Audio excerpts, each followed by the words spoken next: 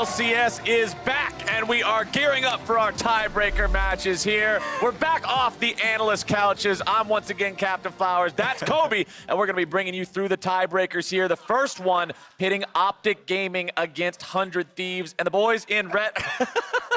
I wonder what the crowd was reacting to. I wasn't paying attention behind me. Keep your signs in the audience. But the boys in red are flying high as they took down Counter Logic Gaming to earn their spot here in this first tiebreaker. That's right. This is a must-win situation. They previously had a must-win situation, and they stepped up. I have to especially shout out Fake God. He played really well, especially as a rookie player in high-pressure situations. We also heard that he was making those late-game calls after Baron was stolen from them, still keeping a calm head, looking to get kills and get them back in the game. And his top lane opponent was no slouch today either. Despite taking a loss, Dokla was playing his heart out on Akali versus Cloud9. Yeah, I gotta say, Dokla played really well. And this was not, just the Aatrox or the Poppy, right? People focus a lot on only the champions that he has performed on, but he was legit 1v9 against Cloud9, and he almost pulled it off.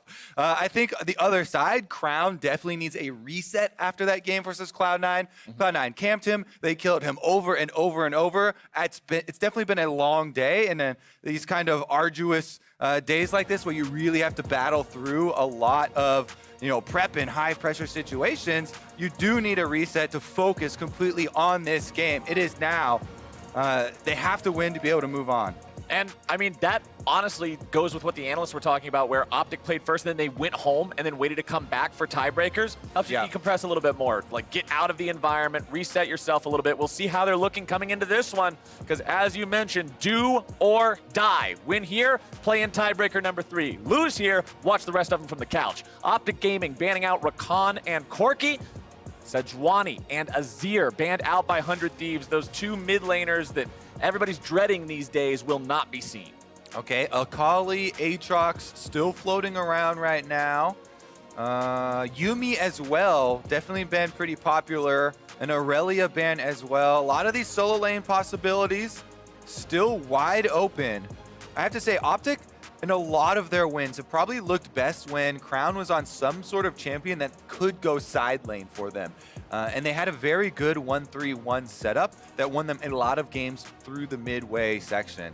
OpTic themselves, though, opting to ban out this Akali because they don't want to let it go over in the second half of the picks. 200 Thieves. And 100 Thieves will finish out their first round of bans by getting rid of that Yuumi. We don't want to see that powerful support enchanter style in the bottom lane this time around. Let's see how OpTic want to start things off here. As you already mentioned, plenty left on the table. A lot of valuable picks we want to go with here in this tiebreaker. Sylas, pick number 1. Very, very versatile jungler here, picked up for Meteos. I have to say, he has been such a good Sylas thus far in the LCS. Very good usage of the stolen ultimates. I think he's a very good heads-up player. A lot of these situations, he can see creative ways to use this champion that has so many options. Sylas is a super high skill cap champion because of all the mobility built in, as well as the different options with your ultimate choices. And we're going to see another high-tier jungler locked in for the side of 100 Thieves. It's Jarvan picked up there, along with a lot of priority being placed on the AD carry position, picking up that Ezreal nice and early for Bang. All right, Bang gonna have that very mobile back line. It always feels so nice to be on Ezreal, in these games where it is do or die. You can fend for yourself. You can build more defensively as well. Aatrox immediately locked in for OpTic, though. That's been one of their biggest for Dokla. Playing even on the weak side without jungle attention, he's actually been successful playing 1v2 situations. We'll see if they can do it in their time of need. Popping off for the second time in one day would definitely be something to do in a day like this where so much is on the line. But the Braum is going to be picked up here for OpTic, getting themselves some tankiness, some ability to disengage, some CC there too in the bottom lane. Let's see if 100 Thieves want to continue here picking up a support against their opponent's support, or if we're going to see one of those solo laners show up. Or it could be any of the above. Yeah, Karma definitely can be flexed around. So Karma can easily be in support alongside Ezreal with a poke-heavy bottom lane, but fairly high probability that is a solo lane Karma. Meanwhile, on the other side, I do like that Braum pickup into the Ezreal. You can block the ultimate. A lot of the skill shots come down, and Braum is pretty good for these team fights. Really, what you want to do is create some space for the Aatrox. You basically section off the team fight. If you can get a good ult there with Braum, it really sets up big AoE Aatrox damage. And we know that that top lane Karma can build AP heavy, you can get tanky if you want to, you can go for more support type items. Ardent Sensor not having quite as much synergy with a carry like Ezreal as opposed to a traditional attack speed, auto attack based AD carry, but still always nice to have these different options available for Fake God there in that top side if he ends up being the one on the Karma. But as we're looking at bans, neither side has a mid laner. Both sides are targeting that mid lane pool. Keeping Crown off of Zoe is a very good idea for 100 Thieves. OpTic are saying they don't want Ryu on TF. Yeah, Ryu's also been one of the big roaming mid lane players. It's been a large part of 100 Thieves' strategy. They have put a lot of focus on moving around the map, especially towards the bottom lane, because Bang and Aphromoo have been performing a lot better as the summer's gone on. All right, what's the last ban going to be here, OpTic? Kai'Sa's not available here any longer. They don't want some of that superpower late game scaling coming in there with that champion. One more to go, and Victor. Crown loses one of his own signature picks just to make sure Ryu's not able to use it either. Yep. Let's see what they get on the backside. There's so many options. I mean, poke is a really obvious choice right now for 100 Thieves because they already have two strong poking champions, the Karma and the Ezreal. The one thing you mainly worry about if you're drafting heavily into poke is super hard engage. Yes. That's what your opponents will always look for. So they can get past that poke and force team fights on you and try and break you down. Oh, baby. Oh, my goodness. We get the Bard. This is 914 Bard with the buffed up stats. And it is going to be Aphromoo Bard. He has YouTube highlight videos with this champion. Yeah. I am looking forward to it. That ultimate is such a good setup, especially on a team that is poke heavy.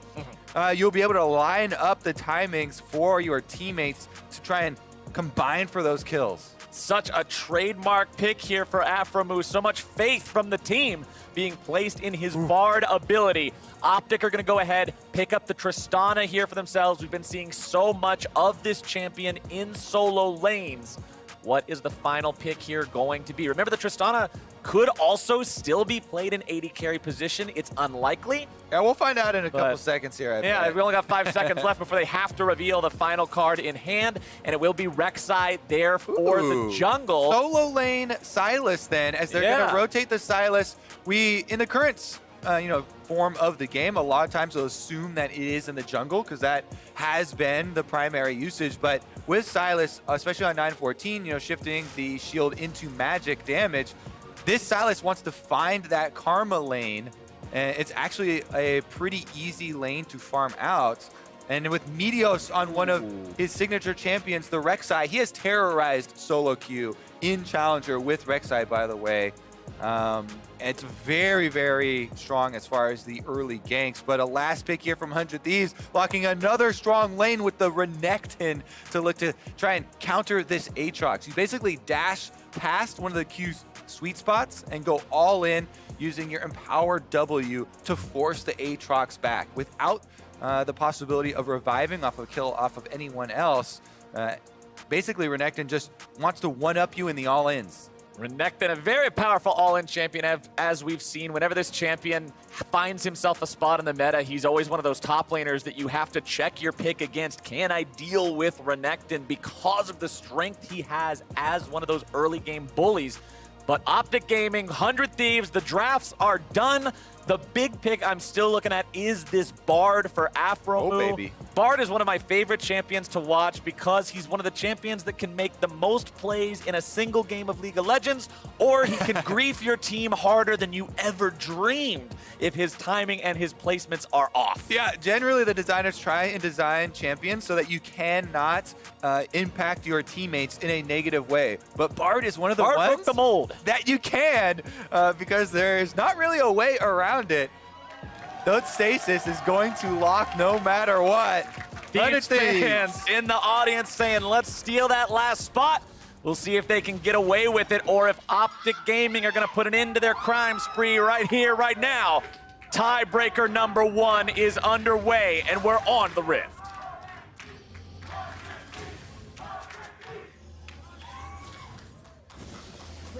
Big buffs, remember, by the way, for Bard on 914. Base health increased by 40 HP. That's straight up at level 1. Much more of a bully, and Aphromoo looking for some aggressive level 1 plays here alongside the rest of 100 Thieves as Amazing and Bane get in. Crowd cheers for the ward kill. That is money in the bank. Best believe. Already one CS onto Amazing there. The Jarvan off to a nice start. But nobody from OpTic is going to hang around in the jungle, risk getting bound together or bound to the wall by the power of that Bard Q. Instead, it's 100 Thieves taking over the bottom side of the OpTic jungle.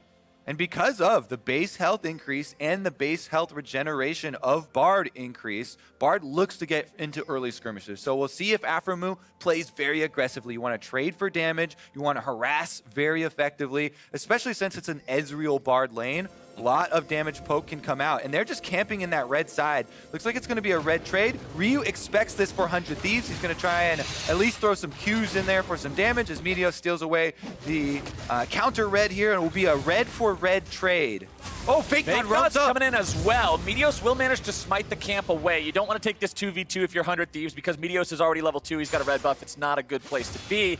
Amazing is going to go ahead, clear through the bottom side of the OpTic jungle here on the Jarvan. And look at the summoner spells in bottom lane. Worth pointing this out. Arrow has TP. Big's default summoner spell, he did take Summoner Spellbook, is Exhaust, and Aphromoo has Ignite. It means there's a lot of kill potential with no heal there for OpTic. And I really want to highlight this strategy from 100 Thieves. They are splitting the map right down the middle. You can see that when you invade the level 1 jungle like that, you basically split up all of these jungle quadrants, and that allows this bottom lane with the Ezreal Bard for them to just go all in on harassment. They know there is no way that Meteos is below that yellow line I just drew on the mini-map. He has to be top side of the map because they're splitting jungle camps, and this allows a lot of aggression, resulting already in this Ezreal Bard pushing the Tristana under lane, trying to deny some of these minions to the tower, and should stack up some turret plate damage. This is the entire story of this draft,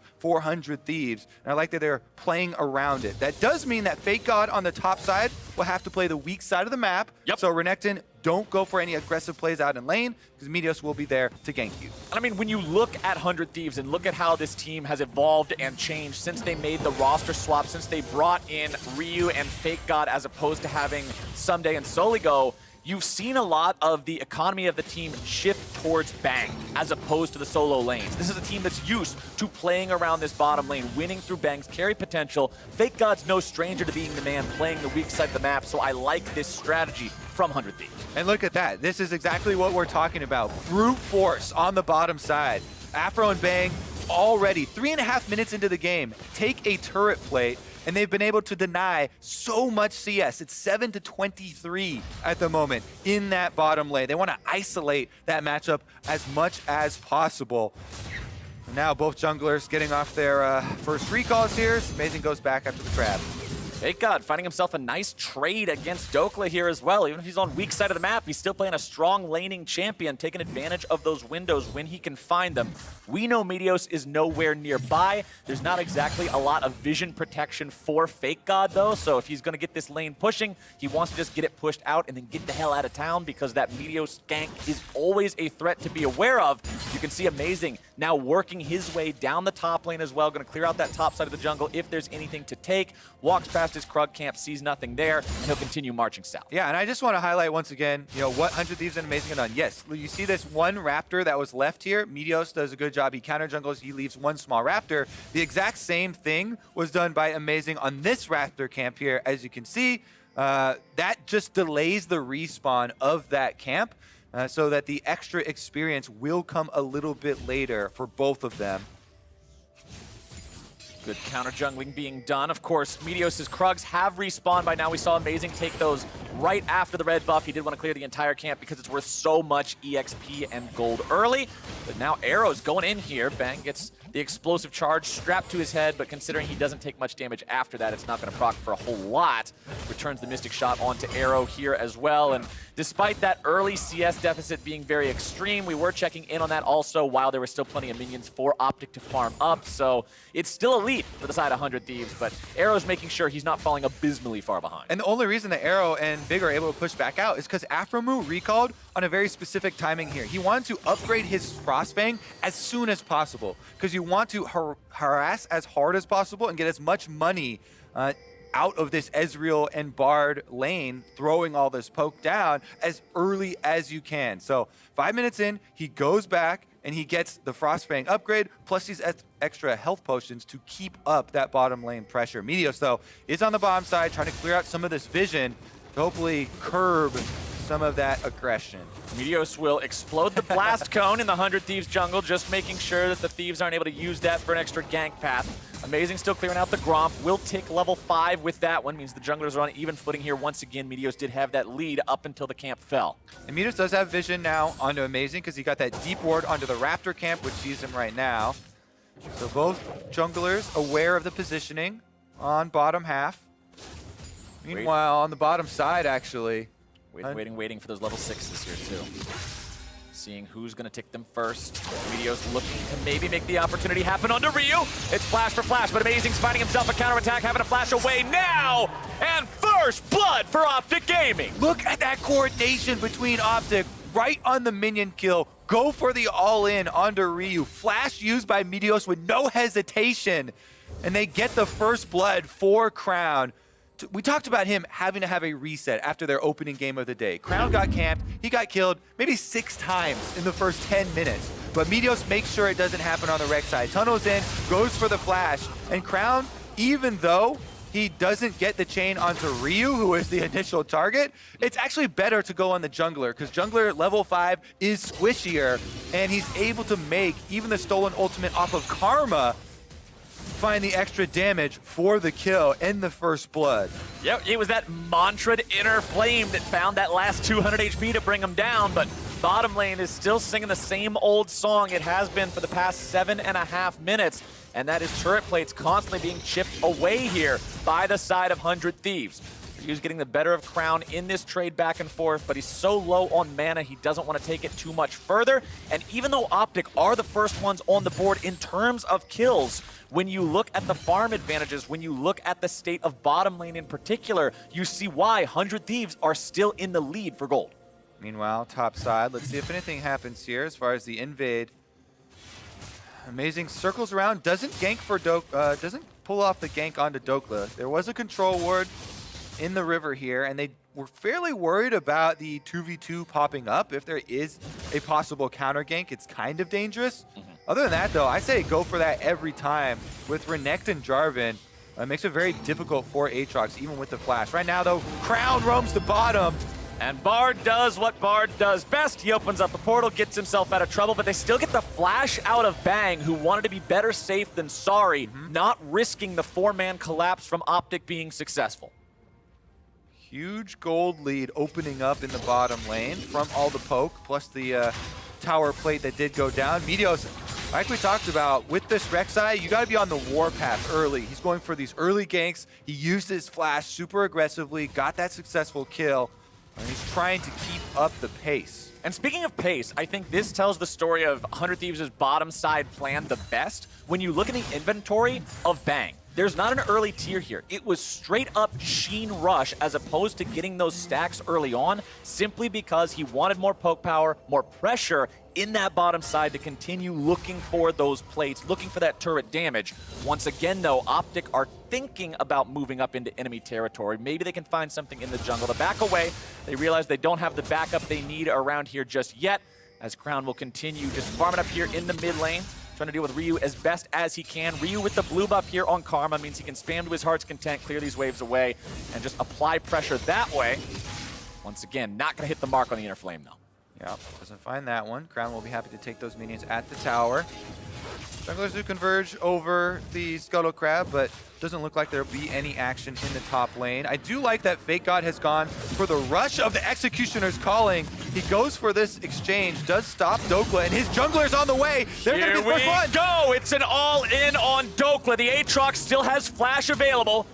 There's your summoner spell. That's what Amazing was waiting for. He didn't want to go in and just EQR onto something that was going to be flashing away. Instead, they take the summoner. They say, all right, we'll come back later. Yeah, that's pretty big there. Aatrox without the flash will be a sitting duck because of the dangerous nature of this melee 1v1 and because of this rush of the executioners here on the side of Fake God. It is going to put a lot of pause into the mind of Dokla when he goes for any sort of trade.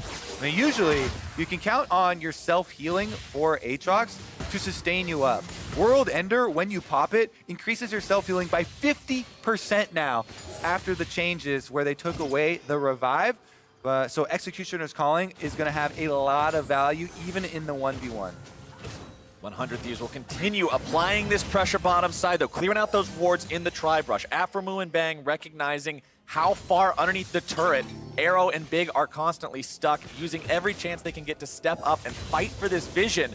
As Meteos moves forward, going over his own control ward means he knows he's not seen. They're waiting to see if maybe Aphromoo walks over and tries to recontest the Tri-Brush. And look at Aphromoo's positioning. He's staying next to the wall in perfect positioning for these magical journeys. Usually being pinned against that wall is a very dangerous spot for an AP support. However, he knows he can get out. The speed of the magical journey was upped a little bit. Fake God actually on the ward, but he is the top laner, so maybe it kind of works because at least the jungler is not showing and Amazing did sneak into the side brush. Regardless, though, I don't see a world where Dokla ever plays aggressively. His flash was blown, and they don't have vision of the Jarvan, so there's no way that Dokla ever, steps out of line there. And with the enemy jungler having been just seen top, OpTic recognizes their opportunity to go after the Drake here on the bottom side of the map. Fake God and Amazing still walking around the top side river, deciding maybe Shelly is the call here, try to get objective for objective in trade. Dokla will throw down a control ward, which 100 Thieves will immediately answer. Dokla heads back into the top side, and Shelly will be dropped here as OpTic try to collapse. Yeah, really good answer here from OpTic. Because they had the extra information, they deny the objective trade. That is supposedly going to be a mountain for a Rift Herald. However, with the roam there from Big, they did pull them off of the Rift Herald.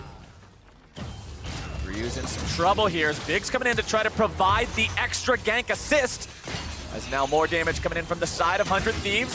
Big's probably going to get rooted up here, but Ryu's got to be careful. He's down to about 400 HP. More damage going through. Nice stopwatch. Going to block Amazing's initiation. He throws down the Cataclysm, but exhaust is too much. And 100 Thieves lose their first man in the fight. OpTic have managed to disengage here so far. Big and Meteos are low, but the Thieves cannot capitalize on this just yet. They still have advantage in terms of pressure here in the mid lane. Bang will look to continue to find poke and damage onto this tier 1 turret, but he won't get much else. Woo! Close one right there, Crown. Not a lot of room to dodge, but does walk up and avoids the damage from Bang's ultimate. With that kill, OpTic almost even up the gold here, pretty much dead even. And that was a really big bait by Big with the Braum. Another classic stopwatch usage. You deny the enemy team. You make them stick around for a lot longer than intended with all of your summoners and your escapes available. Notice that Big still holds onto the flash, still has the jump here on Braum. So he ults first, and as Amazing commits, he's able to stopwatch, avoid the knockup, but then he's able to flash out of his own Cataclysm there. The answer kill for OpTic in a scenario where they got jumped on and Big was in a very dangerous spot.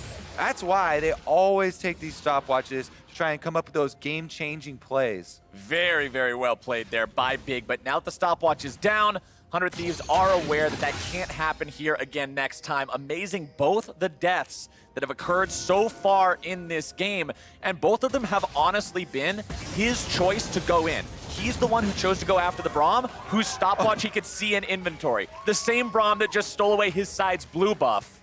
And earlier, during the First Blood, he was the one who went in as well. The aggro changed to him. He wasn't able to get out in time. I want to see cleaner, tighter decision-making from him moving forward for the sake of the entire team because they need him to be on point. Yeah, Big is definitely trying to get in their head right now. He's able to make that play and then steal away the blue buff with Braum. That's actually insane. Here we go, though. Back down to the bottom side. The Tristana's been able to stabilize from the early split map a bit, and Infinity Edge is the rush from Arrow. Now, I kind of like this rush because flat AD so effective for the jump-in for all-ins. Tristana, especially with Braum, they have a very threatening commitment to all-in plays. You know, whenever a jungler's there, they can just flip the switch and decide to go jump in. Your Braum can also jump to your Tristana, who rocket jumps forward. And with the Infinity Edge, even if you get one of those lucky crits, it is a huge amount of burst damage from her full combo. And I like it on Trist too, because even with only the level 2 rapid fire, the Q for Tristana, it's 65% attack speed for 7 seconds. Not having any attack speed in the build other than the Zeal that was just picked up isn't that big of a deal as it would be if you were some other champion. Lots of DPS potential here for this guy in the team fights. Let's see if 100 Thieves can make it happen onto Dokla up here. Dokla has the flash available yet again. 100 Thieves weren't able to make another play onto top side before that summoner spell came back up, so Dokla is once again feeling more comfortable in this lane. Yep, and in another attempted gank onto Dokla. I feel like we've seen this so often throughout the split. People trying to throw attention up there, but he's able to slip out without using any summoner spells this time, and he's gotten his flash back. He's gotten to level 11. Amazing this time around, though. Wants to commit, get that Rift Herald for themselves with the pass. Meanwhile, OpTic will take the tower and trade. Yep, OpTic grabbing the tier 1 in the bottom side. That is going to be first turret of the game. We're 16 and a half minutes in. It's pretty late for first turret. It means that there is not going to be extra plate money involved here. OpTic do need a little bit more time to put the last few auto attacks in this one. Tristana will push that wave up, and Arrow should manage to get this before 100 Thieves can use the Rift Herald to try to contest it. And there you go. First turret over to Tristana and OpTic Gaming. Meanwhile, after taking the Rift Herald, it is used on the top side by Amazing to help out Fake God finish up the counter kill on turrets and even it up for one-to-one turret trade for 100 Thieves. 100 Thieves should potentially be able to get another charge here, but nope, it looks like Dokla's up into the top lane in time to stop Shelly from getting off that second headbutt. Meanwhile, OpTic are ready. As soon as this next Drake is spawning, they're already on it. Infernal will work nicely with this composition, having so many damage dealers on it, and Arrow is happy to pick that one up along with Meteos. Another benefit there of trading bottom turret for top turret. Meteos with his eyes on the prize, always objective focused, and does get Dragon number 2 for OpTic. Every single member on this team, save for Braum, will be very happy to have that one as they're building offensive stats. I have to say, though, on one item power spikes in the Aatrox versus Renekton, Renekton definitely has the edge in the 1v1. Spear of Sojin is insane 1v1 power because with your Empower W, all the swipes of your W lower the cooldown. And it stacks up so quickly for your burst potential. Meanwhile, Aatrox, with the cooldown reduction from Black Cleaver, is mostly, you know, for team fights and shredding and a little bit longer for the value out of that item. So we'll see if 100 Thieves can take advantage of that fact. Fake God on the Renekton with teleport should 100% be trying to force a 1v1 scenario and try and split the map. Yeah, I mean, Black Cleaver is a fantastic item. It is pretty much the ball of stats item for the Bruiser class. At the same time, if you are a Bruiser that gets good use out of Spear of Shojin, it changes the way your team fights fundamentally work and just turns you into this massive machine gun of abilities. And I want to see Fake God pop off with that if 100 Thieves is going to find themselves in a winning fight. Because OpTic Gaming are the ones turning things around. They're the ones putting themselves in positions where the fights are under their control. And Bang will just continue farming up here against Arrow in the mid lane on this Ezreal, trying to get to the point where he can become that mid-game powerhouse. Yeah, basically all you have to keep in mind for the Renekton, if you want to go your Spear of Sojin, is charge up your Rage and then pop your ultimate for your W, but here they go, Amazing gets a kill! Shane CC, the enemy support, no stopwatch, no stasis, no way out. Ryu putting the hurt on Dokla here as well. Afro Moo moving around and down, trying to pick up this kill. The TP gets channeled. Are the Thieves gonna stop this one? Nice stun there coming out from Afro Moo. Crown steals the ulti away, but he's only gonna catch Amazing out on that one. The magical journey could be taken through the wall, but Amazing's not even concerned with it. OpTic do rotate their mid laner down in time to keep themselves protected. However, they cannot protect that tier 1 turret. 100 Thieves take another turret and they start to close in. increasing their gold lead. So it's the 2 dragon advantage for OpTic versus all this extra gold that 100 Thieves can fund some of their item builds. That was clutch! Flash away from Arrow will manage to keep him alive, but Afromoo just turned him to gold in the air, and because he's so much heavier, kaboom! He slams right back down. Definitely like that interaction. As he's able to drop him down and does get the summoner spell out, but that is just a summoner spell. Not able to complete any sort of kill there. Tristana will have to play a little bit more defensively, but Arrow pretty happy to get out with his life after that one. Again, 100 Thieves. They want to get Fake God out into that solo lane, as well as Ryu. With an Ezreal Bard in mid lane, it's actually quite nice if they can just keep up some of these wards around them, have a lot of possibilities for harassment. Amazing, meanwhile, gets hit. No, Amazing. Gonna be in some trouble here yet again. Saves the EQ combo to get himself away here in time. Afromoo putting himself on the right angle to make sure they're able to chain CC. Meteos, who goes into the invulnerability here on the ultimate, still gonna be brought down anyway. Amazing continuing the chase. But 100 Thieves will be happy with that single pick. You see Afromoo with that Bard damage, the electrocute procs, he gets the stun onto the wall. That is a kill on the enemy jungler. Baron is up, but it looks like they have their eyes set on the tower instead. Not gonna threaten onto the Baron, and that is gonna allow OpTic to go for the reset. Looks like Tristana is heading back to base to finish up the rapid fire cannon. Teleports back out for the defense. Will they go for the dive? OpTic trying to defend this one. Amazing off to the side. True Shot Barrage fired away into the minion line, trying to stop the push onto the turret, and OpTic will hold on. Ultimate comes through for Bang. Once again, some harassment, but OpTic pretty happy to weather that storm while Meteos is down with just a little bit of damage onto the turret. 100 Thieves get the kill. They get a bit more money, but not able to convert on another objective quite yet. OpTic making sure they keep this game as close as they can, pushing up now towards that tier 1 of the side of 100 Thieves. Arrow is able to do plenty of damage with these explosive charges. Afromoo goes for the same trick again, but doesn't quite have it aimed at the right spot this time. Arrow just barely manages to escape there with the rocket jump. Afromoo still looking for the chance to go in. That's a very nice initiation! Amazing lives up to his name and finds 2! Yeah, he goes for the EQ and flashes in to make sure there's no timing for a response. Look at Meteos and Big. Both of them with flashes available, but Amazing used his first.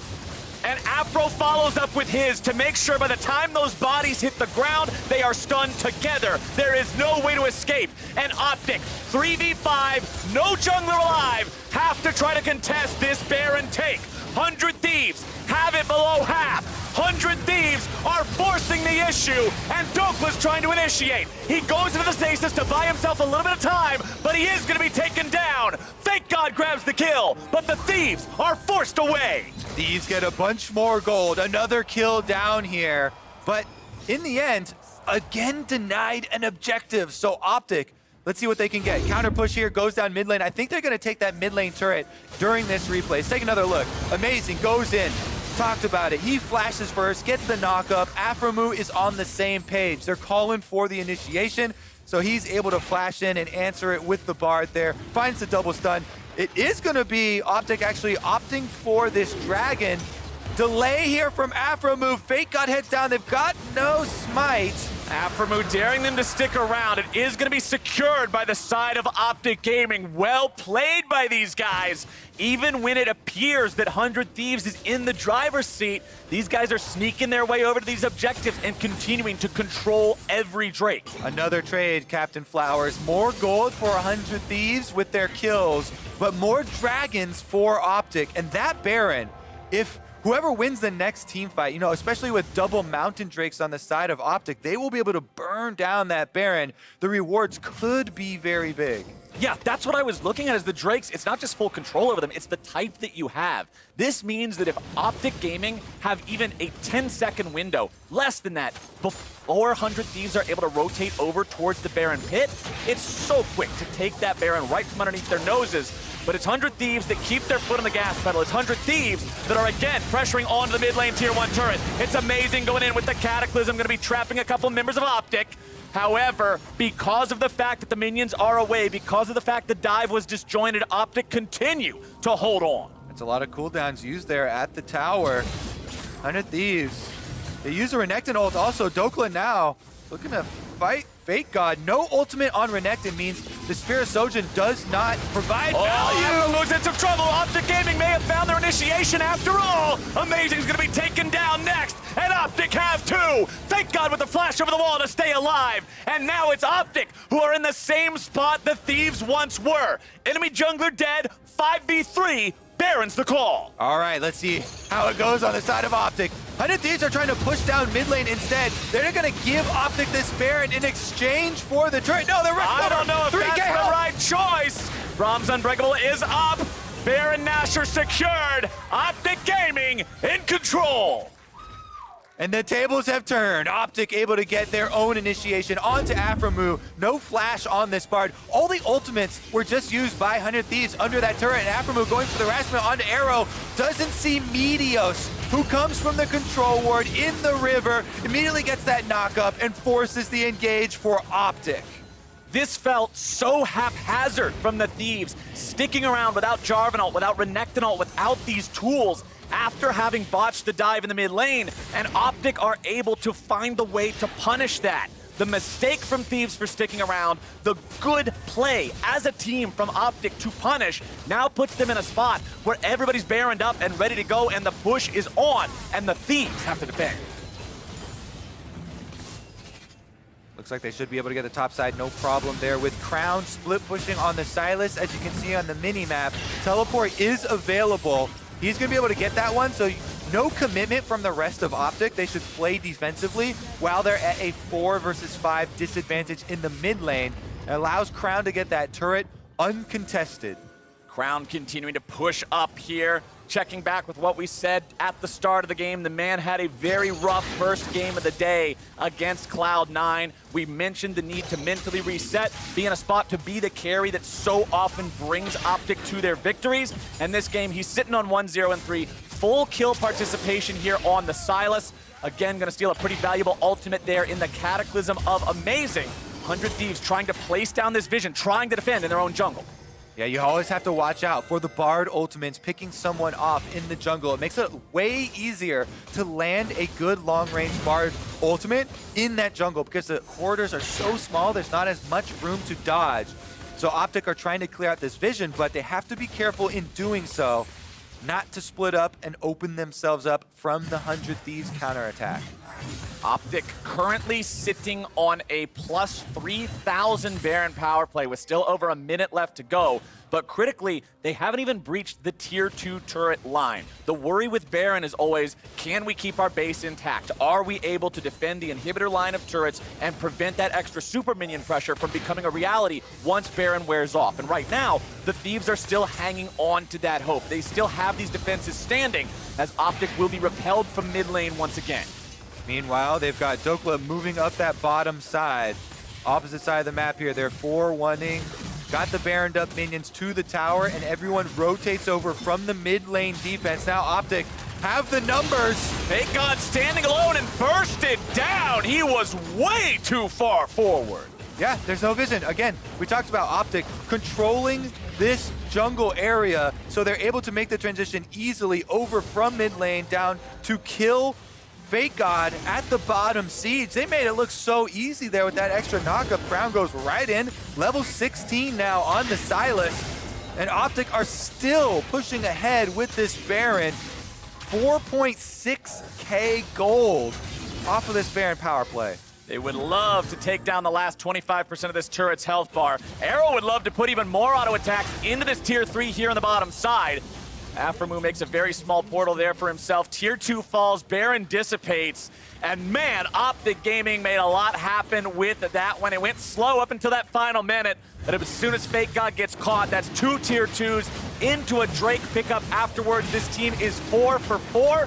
Remember, Dragon respawns are every 5 minutes, so one more is still going to be coming up before we hit the point of the Elder Drake. And the Thieves have to find a way to recover unless they are going to just let OpTic Gaming continue building up this pressure. Tier 1 turret will finally fall. Thieves have been sieging against this thing for so long. OpTic will finally concede that one. But they've bought themselves so much time. Look at Tristana's items. Look at Aatrox. You've still got your Rek'Sai with the stopwatch ready to go to start the fights. OpTic is damn scary. Yeah, Meteos definitely going to be looking to make some plays here because in addition to the stopwatch, he has the flash on that Rek'Sai. And we've seen how much the burst potential for OpTic has to actually just annihilate 100 Thieves member before they even fall back down from that knockup. Everybody has to be so cognizant of their positioning right now. Both teams, 100 Thieves are looking for their initiation with Amazing. Over and over, he has done it with the flash from Jarvan. Can they do it one more time? OpTic are in the driver's seat right now. Both teams now fighting for the chance to continue their playoff run, for the chance at that final tiebreaker of the day. And with the game so close and with so much on the line, we need to check what resources are available. It's all 10 summoner spells on the side of 100 Thieves, 9 on the side of OpTic. One of their teleports is not up. Crown won't have that one here for a little while, but that's the only advantage 100 Thieves will have in that department.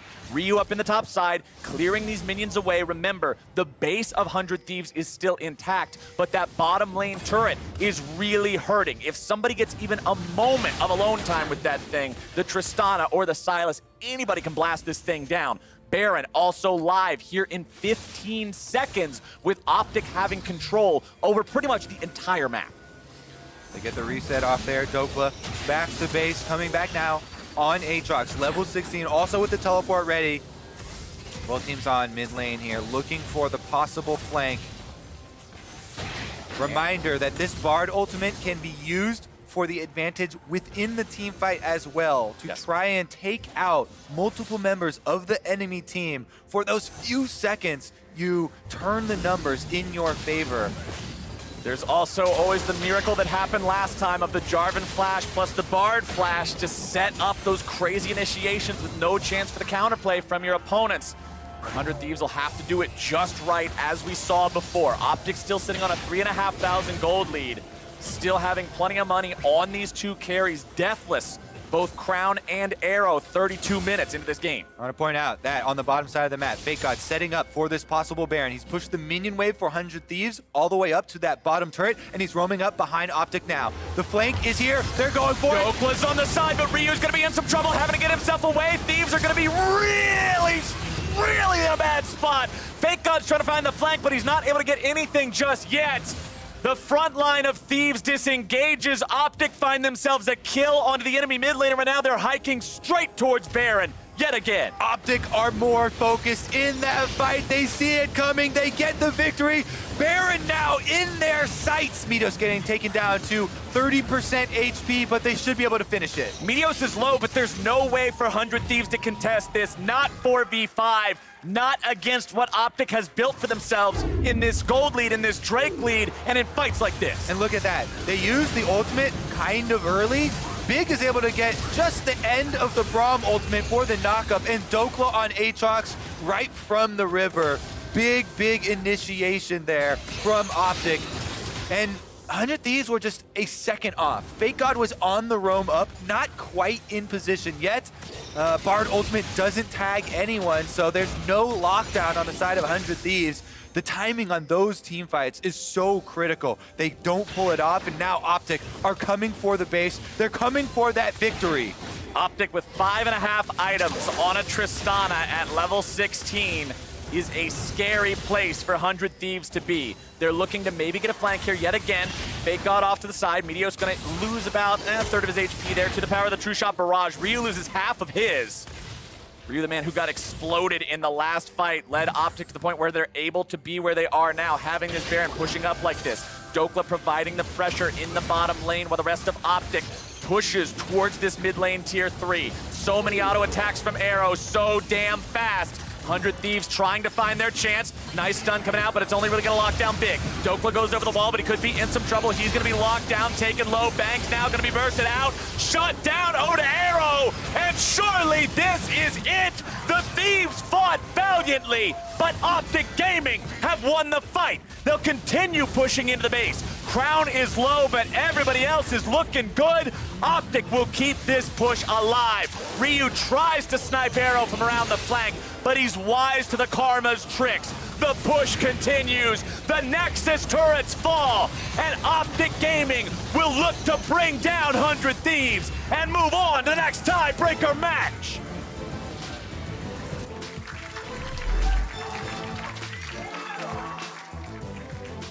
OpTic win to fight another game.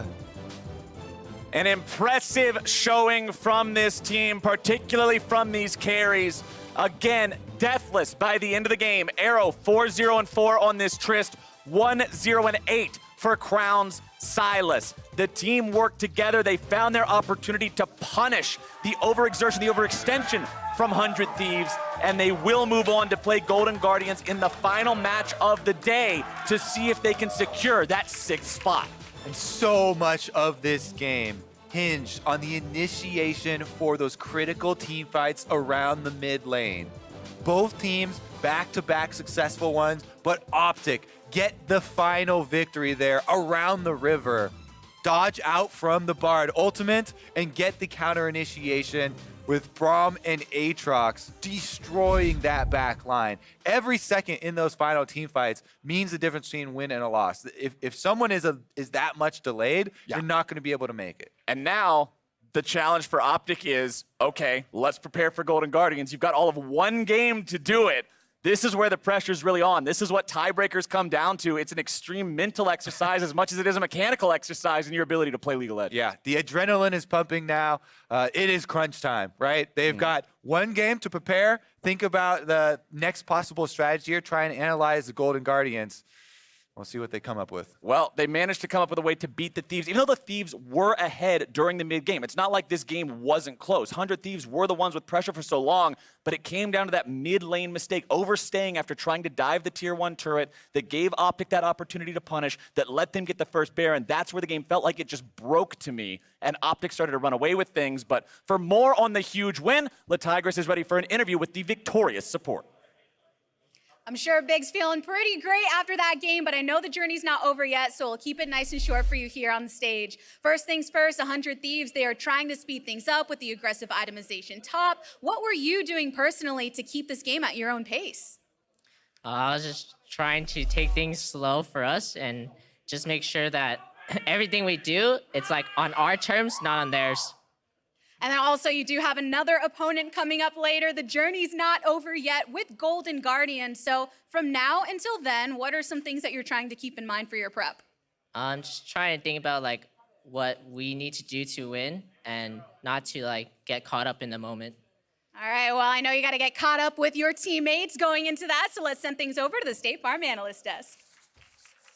Thank you, Tigris. One game down for OpTic as they take the victory over 100 Thieves, give themselves the opportunity to play Golden Guardians in not too long for that 6th and final spot in the playoffs. This is very much more the OpTic Gaming, though, that we want to see when we talk about them being a playoff contender. Yeah, and obviously it has to come down to the basically fighting for their life matchup for them to play the champions that have actually worked for them. After this game, Aatrox with Dokla, 5-2. His most played, more than Poppy. Big on the Braum, way better, way more mobile than other champions. And it's just crazy to see that. I hope they finally remember that this is what's getting them wins. It's not all the other crazy experiments they're running. I mean, Dokla also had a good Akali game as well this week. Really? Yeah. So, like, I think he, on champions that have a little bit more agency, has been stepping up a lot more. I also like that for Crown as well. The Azir, great champion. Please give him the Silas. I want Crown to have the ability to make his own plays because he is such a good player. And I think all those factors coming together allowed them to win this game because it was a very hard-fought game. They did need to have a good draft. I think that is a very key point, though, too, that this was hard-fought. It didn't necessarily come easily. Both teams were making moves in the early game. We saw Amazing throwing attention to a couple different lanes. Yes, some of those early skirmishes would go the way of OpTic, but these are more the mid-game skirmishes when teams are fighting for those objectives. Yeah, the problem for OpTic was after they found that great pickoff, they tried to force a Baron. It didn't work because they don't have quite enough damage to actually go force a Baron, and they didn't have any dragons. Dokla. On the meantime, OpTic, when they get their 2-for-0 in the mid lane, they're able to actually go and grab a Baron off it because they have so much more damage, and they got 3 Drakes before this. Yeah, they learned their lesson against CLG. But a weird thing for me about 100 Thieves is the draft as well. Like, Ryu just saved your ass last game playing Akali, right? He's playing carries, he's doing a lot of work. And now you throw him on Karma and then you get Fake God on the Renekton. Like, this does not work for me. Fake God is not the player that's going to smash lane and transition later. He's going to be a little bit more scaling or lose lane gracefully. So I feel like they just got too confused thinking, how do we play around Bard? Is Bard the way that we snowball very quickly? I think that was their game plan. And I was excited by the Bard pick, right? With the recent changes to Bard, and obviously we know that Alphamu is quite the expert on the champion. There was definitely the opportunity for him to run away with the game, or at least put his laners in a position to do so. But I love this, the point you raise around where teams decide to put the game-winning potential when everything's on the line, right? Who are they going to empower to take the game? Well, that was my problem with the 100 Thieves draft is who did they empower? And they're a late game team too. Yeah, well, so like you have a Karma mid, not a great carry by itself. Ezreal is, best actually on his own, not when teams are putting resources into an Ezreal. And then a Renekton who's not a late game threat. They didn't actually have very good options in the late game. And they actually played the mid game better than OpTic. Between 15 and 25 minutes, they actually outplayed OpTic. Yeah. But then it didn't lead to anything because, like, who are you snowballing the gold into on this team? It felt like the attempt was top lane. We did see that one gank go to top lane, the flash taken out from the Aatrox. But again, if you can't get that Renekton snowballing to the point where he can basically do as he pleases in any given team fight, then I start to fail to see where the late game win conditions are. And you began to see that within the game itself. I do want to jump to 100 Thieves, though, and talk about their season ending. Because while they do exit in 8th place, we were just having this discussion before coming on air, they don't feel like an 8th place team. Really? Well, 8th sounds unbelievably low for how well this team have been performing in the back half of this split. They're 5-4. It's a positive win rate. If you did that for an entire split, Right, you'd be 10-8. you're in the playoffs. And so that's why when you see this team, 8th sounds like you weren't even close to playoffs. When in reality, they're in a tiebreaker to make playoffs. That's more what I mean.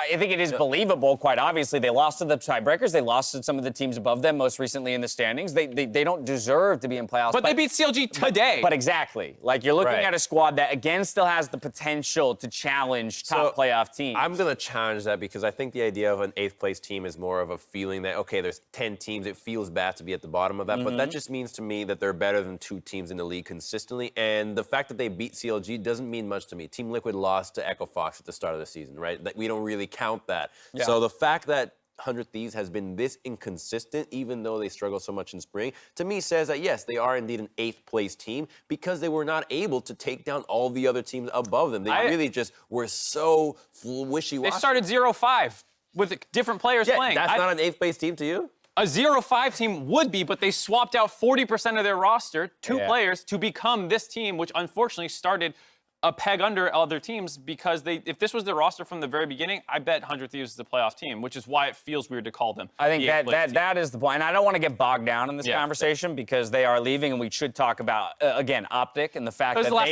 they do have one more game to play to get into playoffs. That game is against Golden Guardians. We heard from Big there in the interview. It's all about focusing on themselves. And I think, to your point, Crumbs, they found what works for them. It's about, can they replicate that? And what will Golden Guardians do to stop what we just saw? They need to learn what OpTic did, right? Remember what worked for you in your wins, repeat it. This is not the time to experiment. Playoffs, the best of 5s is the time to experiment, not in this matchup. Golden Guardians was a team that was hyped to be a top 3 team at the start of summer.